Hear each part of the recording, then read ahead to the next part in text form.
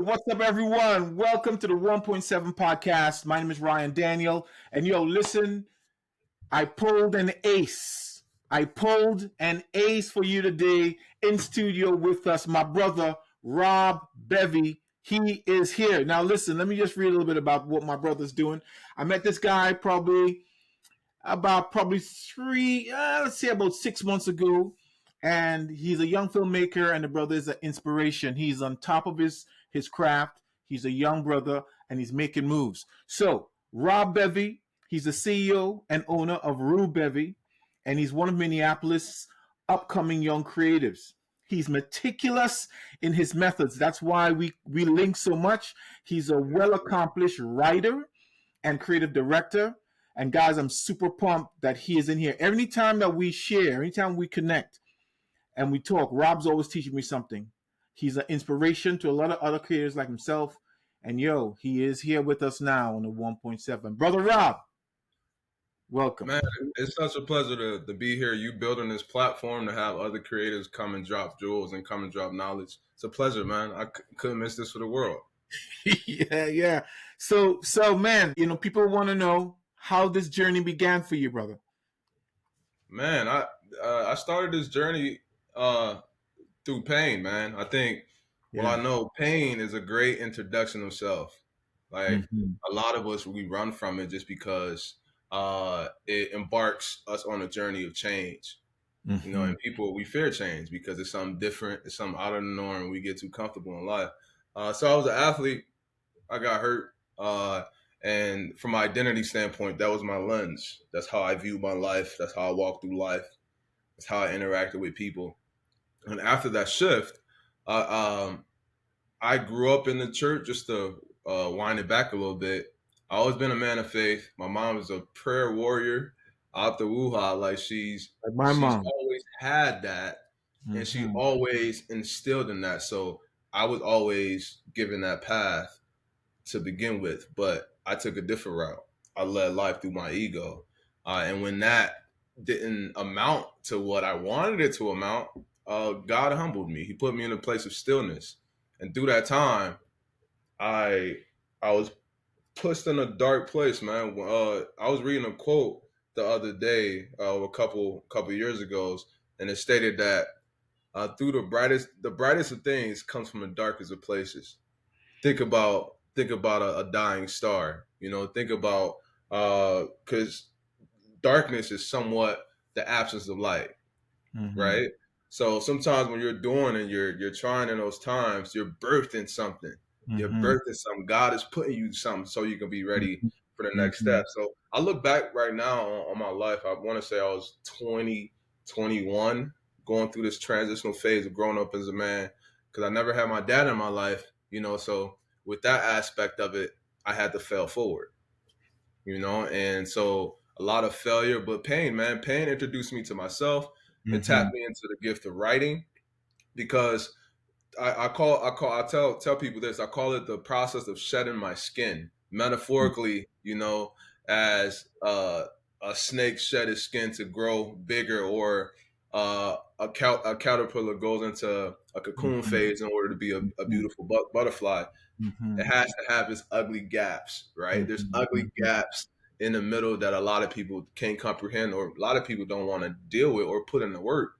But those are the most beautiful of times because it teaches you a lot about yourself.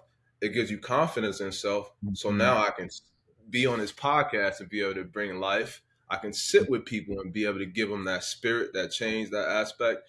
And it also puts you in a place which now you can relate to all walks of life. You can relate to the janitor. You can relate to the CEO because you understand life, you understand pain, and you understand progress. And after college, I went to seminary because during the time after college, I had a lot of deja vu reoccurrence where I'll walk past a lot of people on the street going to let's say I'm going to the grocery store, just random stuff. We're making Target runs. And and I'll have people just tap me on my shoulder. Like, man, you're special. You got a calling on your life. And when it started to happen to me, I was kind of like, what are you talking about, bro? Like, I kind of looked at it as a means of which It was weird. It was out of pocket. I wasn't really sensitive to it. But then Yeah, yeah. it started Yeah, reoccurring. So God was trying to tell me something, but I yeah, wasn't listening. I wasn't sensitive, right? yeah, yeah. Sometimes some of our biggest blessings can come our way, but we don't know how to receive it the right way because our heart is not in a good space, nor it's not in the package in which we want it to come, right? Metaphorically, right? Mm-hmm. So I was like, man, there's something here. I got to tap back into it. Then I started going back to church, reading the Word of God consistently. And then from that standpoint, it tapped me. I went to church, and then my senior pastor said it. Both of them said it. Like you have a calling on your life, it's high, and you gotta step into it. And at the time, Mm-hmm. I was in a place in my life where I was like, with my personality, I have an A type personality, so I'm either doing something or I'm not doing it. I'm Yeah, not I'm not gonna jump in something that half assed. We gonna do it. We gonna ride till the wheels fall off, right? yeah, yeah. So I was at this place in my life where, from my identity standpoint, I didn't know self anymore, but I understand there was a bigger purpose. But I was in a rock and a hard place where I didn't know if I wanted to put in the work to find that purpose, Hmm. right? Where a lot of our times in life, Ryan, we're in gaps. And I was talking to one of my good friends. He's like a little brother to me. And we were talking about time the other day. And he was like, bro, there is no time. Time is a man-made construct. There are moments in life in which you either seize it or you don't. And sometimes Mm-hmm. in those moments when you seize it, the fruit is like you laying seeds down. The fruit at the end of the table is going to be greater than you ever thought it would be, right? Mm-hmm. So in that moment, I said yes to going to seminary. In that moment, I said yes to somewhat dropping my ego, getting more humility. Because through that process of seminary, I didn't only tap into the gift of writing and being a writer and want to be an author, but I also gained humility. I was a very arrogant and egotistical guy. I lost all of that. You know, I also tapped into the gift of service. Because Mm-hmm. Ryan, I strongly believe at the end of the day, that's what we were created to do: serve others. Yeah, Uh, yeah. Everybody has a gift. Everybody's special in a unique way, and it's your duty as a human to tap into that, harness it, cultivate Mm-hmm. it, Mm-hmm. and give it back to the world. Mm-hmm. And so from that standpoint, when I was in seminary, I tapped into the gift of writing, and it was just me just writing, just raw, authentic, trying to get to know self. Mm-hmm. Uh, and I was writing from a subjective standpoint.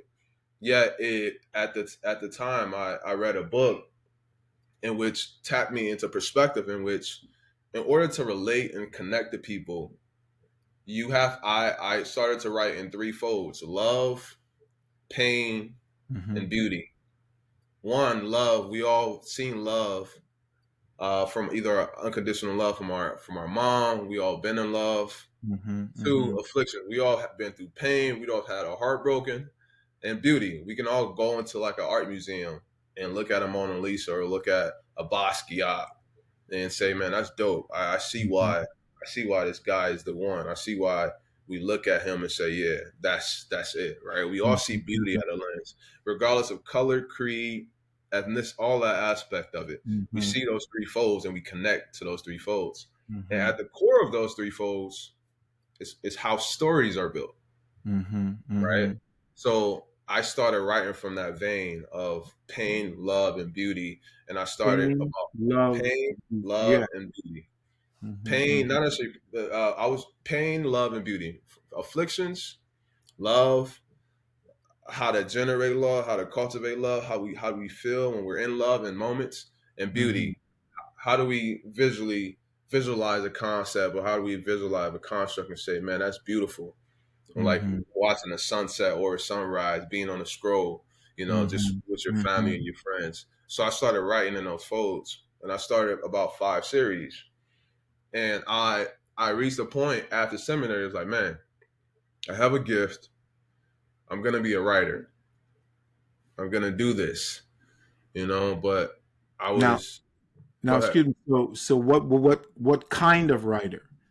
What were you investigating and trying out? So I started. It was more so a writing from a context in which is creative writing, uh, Mm-hmm. and Mm-hmm. it's writing in a concept in which it's speaking and pouring life into others through poems and short films, short visual cues. And Yeah. for instance, I started 5 series, and the main 2 series in which I was going to write a book about. One of my main series was titled "She." She is a perspective of me speaking life into somebody I will marry, somebody I will fall in love with, but not from a subjective standpoint. Somebody that you will fall in love with, somebody that Mm-hmm. a lot of value men will fall in love with.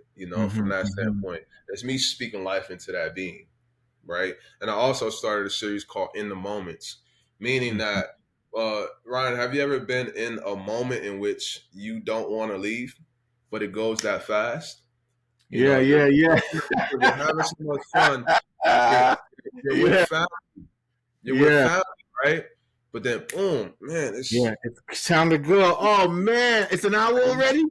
yeah, man. You look at your clock, and it, Mm-hmm. boom, 2, 3 hours passed just because Mm-hmm. you're stuck in that moment. You're on a phone Mm-hmm. call with a love. You're with your brethren. You're breaking Mm-hmm. bread. In those moments, how do we feel in those moments, and why from a human construct, why do they travel too fast? Mm-hmm. Why does it seem like being in those moments are a lot faster than going to work The or other being at one, work? yeah, Yeah, yeah, the other one, the other moments. right, exactly. So I was writing, so I merged in the moments and she, and I was my book was titled "In the Moments with She." So basically putting a lot of small collective writing from a Mm-hmm. poetry standpoint in like a short story form. Mm-hmm. And I got I was at a place where I was gonna do it, started writing everything, getting the publishing. I had a publisher, and I was unsettled in my spirit, man, because I think nowadays, well, I know just it's just in our own humanity that we like putting titles on people, and when we Mm-hmm. put titles on people, we stick them in a box and we stick them in a zone that they can only Mm-hmm. do that, You can only do right? that in that zone. So Yeah. yeah, like Ryan can only shoot wedding films. Yeah. Like he can do anything else. Yeah. Yeah. Rob can only be a writer. He Yeah. can't step out of this you can't step out of that zone because that's how I see you. That's Mm-hmm. how I'm tapping into who you are as a being. So once you step out of that, now it's weird. Now what? You can do that. But I say all that to say this. Us as Mm-hmm. human beings, we're very wholesome individuals. We have a lot of gifts, right? Mm-hmm. And Mm-hmm. doing seminary, I tapped into the fullness of all my gifts, being an orator. Like I can sit on this podcast and talk for Yeah, years, you're talking, man. You're just going through it. just because I love it. I mean, Yeah. I love speaking. So I'm a good Yeah. orator. I'm a good writer. That comes with the Mm-hmm. writing gift. I'm a good speaker, Mm-hmm. and I also love people, and I love helping people grow and helping people take and being a part of somebody's story that I help them go to the next level. That's why I have a lot of interns throughout my journey. Mm-hmm. Mm-hmm. So Mm-hmm. I was unsettled in my spirit. So I was like, okay, this is not just a writing thing. I want to say writing is part of the forefront, but I need to develop a platform in Mm-hmm. which I can write, I can speak, I can connect Mm-hmm. with people, I can help add value to people, Mm-hmm. uh, and that somewhat birthed the idea of having a production company, So right? that was your. So you're like, hey, I need a space for these Yep, gifts, and yep. that was That's it. that was the birth of Ruberry. Okay, Yep, so I need. Yep. so uh, you seem to be a very complicated fellow, but it's okay. But, but Explain here's that. the thing. But it's not complicated for you because you've based upon what you've done. It's obvious that you've worked through these places, these phases, these nodes, in terms of how you've built. And I guess that comes from you being a writer, Yeah, right? So my question to would be: so you see the platform that you built yep, because of your past, that bringing the platform to fruition become fairly complicated since your metamorphosis was complicated, or do you feel like the platform, your company, is a very smooth fit for your brand?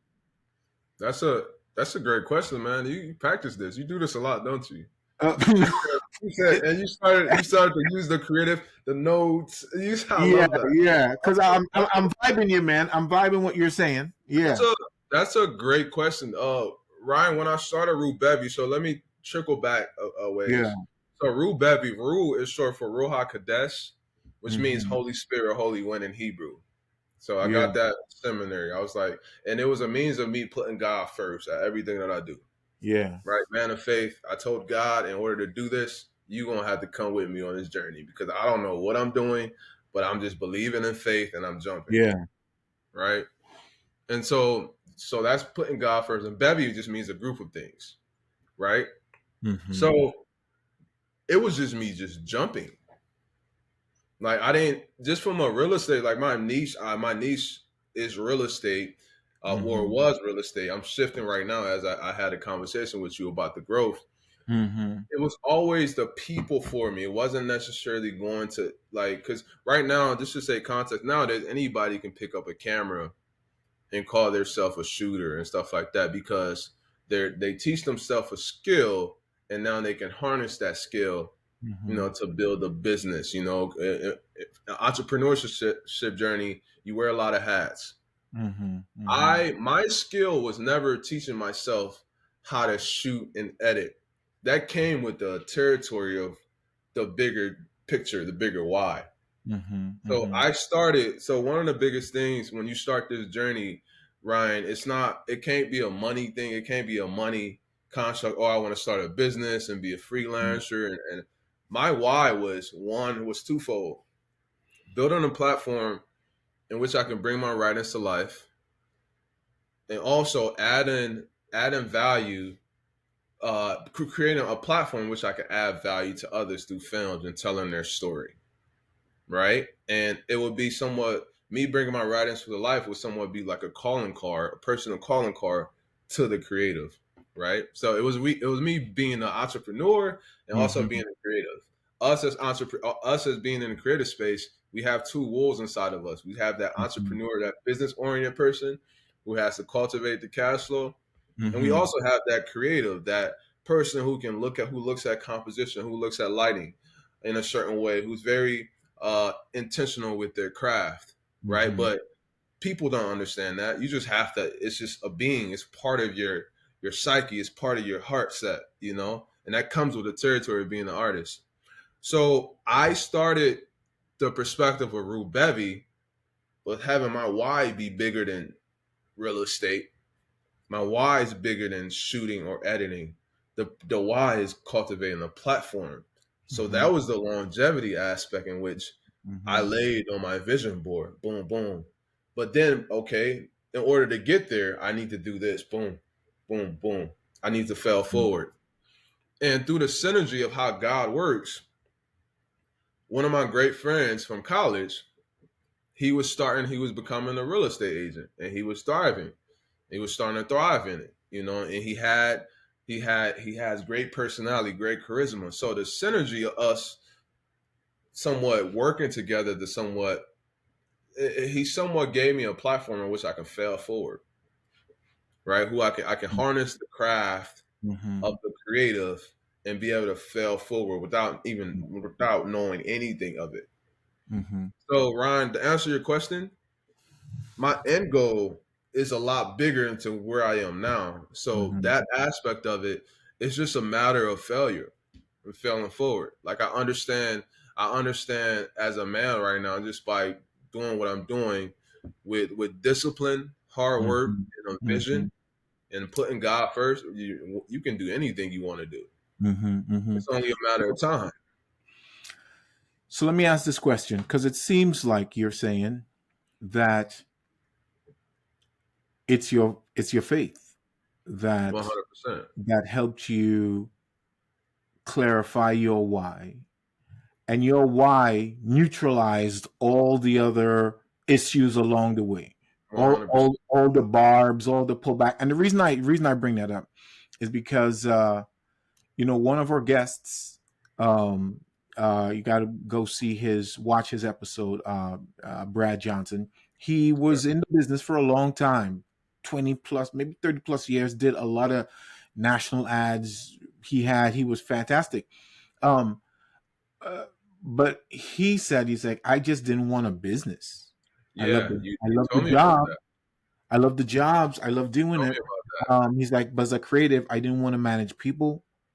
I didn't want to do the business side. And I think it's an important point to be made for young creatives, Yeah, right? I agree. Because, it seems like you didn't get into it. Your company was based for a platform. There was a big why. It wasn't Yeah. like, oh man, I'm really good at shooting. Let me go start Mm-hmm. going out. And that's the difference, because I think a lot of creatives, especially young creatives, they don't know the map. Mm-mm. They don't know the map. I don't know if they want to learn the map or whatever. Um, but there definitely is a map. So let me ask this question. Let me segue out of that, and let me ask this question. So, and I think this is a great segue for you, right? We talked before, and we had came up with an analogy about a cat and some cheese, right? Right? And it or, was a or or the magician and the wand. yeah, Yeah, yeah, yeah, yeah, I yeah. don't know where you get So, the cat and cheese, but I so think that analogy fits. It fits well in the context. you see what I'm saying? Just a good the cat, because I'm looking at you as the rat, and I'm saying, okay, so you knew your why. You Yeah, break down that analogy, because I think that's a small bite that our listeners could take with. yeah. One of the biggest things in the production industry, especially being a filmmaker, it's expensive. You gotta invest in your gear. You gotta invest in a lot of teachings. You gotta work for free. And that's not free. The time is always of value based on all stages in life. And Mm-hmm. I said that I was at a networking event with you, and we were connecting on a Mm-hmm. level. And me being a talker, I'm talking, Mm-hmm. and then I think you were asking me because now you were trying to shift to buy and invest in some more cameras. Mm-hmm. And I told you in our landscape in the creative space, the cameras roll out like every 6 months. These Mm-hmm. cameras companies are fighting for each other. I mean, are competing against each other, and everybody from a landscape standpoint nowadays, especially when you're new into the space, you think about, man, I'm not. Even I struggle with this. I feel like we all struggle with it. When I was a new filmmaker, I thought it was the gear, having a gear that was gonna make me who I am from a storytelling standpoint. Like I gotta have 4K. It has to be plush. It has to shoot raw. It has to do that. But and I told you, it's the musician. It's the musician. It's not the wand, Mm-hmm. right? It's the magician. It's not the wand. It's the magician. Because Mm-hmm. and that says this: it's your creative spirit. It's your eye on composition. It's Mm-hmm. your it's your entirely behind storytelling, behind cuts that deciphers you being a good filmmaker or not. You can have a camera you can have a, let's say, um, a 1DX or something similar in that space and have a red Mm-hmm. but not know how to operate and use lighting, and just the production Mm-hmm. quality is not there. It's Mm-hmm. understanding your camera, and everybody there's a lot of filmmakers who fit well in the Sony landscape. There's a lot of filmmakers who fit better in the Canon landscape. There's a lot of people just based on the vision. This is what I'm doing. I'm a red shooter because it's not necessarily was the red. It was more or less my why. Going back to that why, where I knew where I was going to go. I knew my Mm-hmm. path, right? And I knew the red was just a stepping stone for that path. I didn't do it just because of the brand red. I want to cultivate a platform which I'm shooting films, bringing my writings to life. I want to Mm-hmm. do it the right way. I want to understand color grading because I what love, pain, beauty. Mm-hmm. In order to show that Mm-hmm. the right way, you can show that the right way just by as a creative in what the use of color, the use of emotion, the use of lighting, that aspect of it. I knew where I was going, and I knew the steps in which I needed to get there. So that red, my gear, was an investment, a path forward. Right. A Mm-hmm. lot of times nowadays in production, whenever you invest in something, you be able to understand your market and understand the direction in which you're going. And it's not necessarily the Mm-hmm. speed, but it's the direction. Because nowadays you can get a camera, right? You can Mm-hmm. get a camera, you invest in something, and you not even know how to use it, and the big brother of the camera is coming out in 6 months. So are you going to throw that camera away and get that one just because of two or three things changed, and now you need that because you got to optimize your workflow a certain way. So it's it's Mm-hmm. it's your creative heart, it's your creative spirit. It's not the gear that you harness that makes you who you are. It's understanding that gear, and being intentional with how you tell stories or how you do cuts, how you drive focus, Mm-hmm. is that Mm-hmm. will add value to you as a creative. All right. So let me set this up, and then you can respond ever so eloquently. All right. Okay. So I've always said this to young creatives, right? I said, yo, if you want to make it, you have to provide value to the market. You've got to assume that maybe what you're putting out, right, ain't as great as your mama say it is. Yeah. You see, right, right, that's right. The Yeah, broad market, right? 100%. Yeah. So one of the things that I said, yo, if you provide value to the market, right, the free market is in such a way where if you provide value to it, it will return value to you. 100%. I, I can't tell you how many creatives I've seen jump out hot and sweaty, burn through their network in a year. Now people got to hire them just based on merit, and they can't make it, right? Because they got to go get a 9 to 5, and then it's Yeah. give. So speak to the idea that providing value to the market Yeah. is something that would be considered a cornerstone, and it takes time, right? Sometimes you got to wait your turn, right? But if you provide value, there is there is great reward. So I learned something in seminary that stuck with me. My professor said money flows your way like water once you create value. Money flows towards value and competency, right? Meaning, in the production space, just like I said a couple minutes ago, anybody right now can step into the marketplace and say and offer, man, I can shoot, I can edit, and at the core of business, I want to just say that for this first before I expand. At the core of business is relationship. Point blank period. Mm-hmm. You can be the most creative person, but if you don't know how to market yourself and build relationships and have people Mm-hmm. fight for you, and just because of your work and how you make them feel and how you do business, you're about your word, you have integrity. So when they think about production, your name's the first name that comes to fruition or to mind. uh Mm-hmm. First and foremost, as a creative, you have to wear a lot of hats to be successful. You got to know how to brand yourself, because people don't remember what you say. They remember how you make them feel. Yeah. And one Yeah. of the biggest things when it comes to buying, people buy off emotion.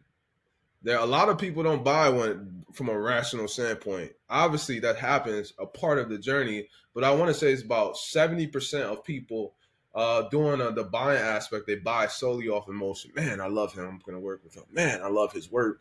I love his values. I love his principles he stay with. I'm going to partner myself with this person because I know I'm getting more value back than the service that he's going to provide for me. Man, I'm going Yeah. to tap into his network. We're gonna just build, So at the core of business is relationships. So first and foremost, when you enter, if you want to be an entrepreneur, harness that power, love people, be very relationship oriented because if you're not that, like regardless of how good you are, people don't like Mm-hmm. working with assholes. Excuse my language. Yeah. Yeah. People don't care uh, how much the value that you get. They want to go to work with people that they like. They want to feel love. They want to feel value. So that's at the forefront of everything, right? Mm-hmm. That's at the base level. of Mm-hmm. everything. Mm-hmm.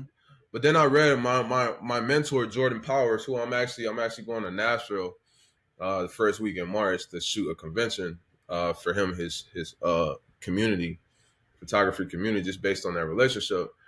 He forwarded me to this book called The Big Leap by Hmm. by Guy Hendricks, which someone harped on. When you cultivate business, you don't work on your weaknesses. You work solely on your strength. You build that, and then you hire out your weaknesses. When you're first starting out, you don't Mm-hmm. necessarily have that. So Mm-hmm. in business, in the landscape, you got to understand who you are and what is your genius. Mm-hmm. What is your So, value?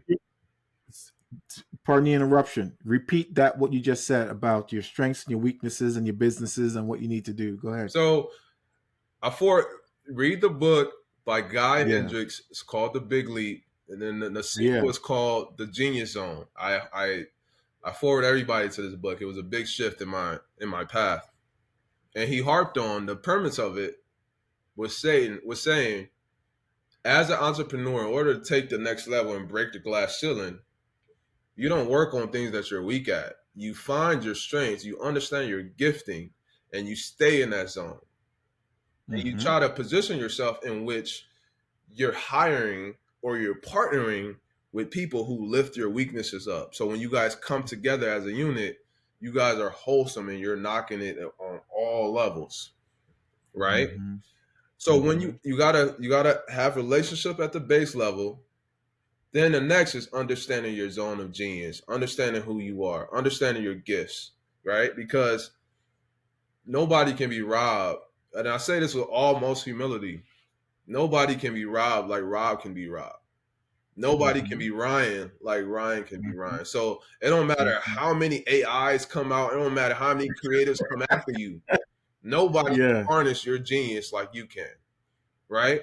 So as a creative, I urge every creative to understand that zone of genius. What are you great at? Me knowing my genesis and knowing my gift from a God-given talent is writing and being a creative director. So I knew from a direction standpoint that in order to take my business to the next level, I had to let go of the baby, right? Mm-hmm. I had to give away the shooting. I got to give away the editing, you know. But I could still write the story and come up with creative concepts and build client relationships because that's what I do great. That's my zone of genius, right? Because as a creative and just as people, we only have 24 hours in a day, right? So you can do everything by yourself, but now you're capped out. You can only make, let's say, 50 or 60K a year rather than making 300 to a half a mil just by facilitating and bringing in Mm-hmm. more clients from that standpoint. So it's Mm-hmm. understanding that. So That's good. relationships is tier one, baseline. Genius level is tier two, and tier three, I would say, because you have both of those tiers, is now being a disruptor to your market, being a disruptor, offer something that nobody else can, right? Mm-hmm. Because now when people come to you, they understand your value, they understand the difference aspect of it, and now because one of the biggest things in production is you can come and give a pitch, and they can go and because they can go and have 2, 3 other interviews and two or three people or even 5 people is a lot cheaper than you. Mm-hmm. You know, so are they working with you now based on your price point and the value that you're caught, or are they working because they want something fast? They just want a quick edit. People work and they Mm-hmm. understand value. So if your value is different than anybody else, people will automatically want to work with you because they know what you're bringing to the table, right? Mm-hmm. So in my niche, real estate, um, my value proposition is different than anybody else. I don't just offer photography or real estate videos like the normal person in real estate. Mm-hmm. I approach it from a personal branding standpoint. I want to brand an individual. I want to harness your gift. I want to harness your light. Oh yeah, we so happen Mm-hmm. to just shoot good real estate videos as well, and we're gonna highlight that well. Yeah.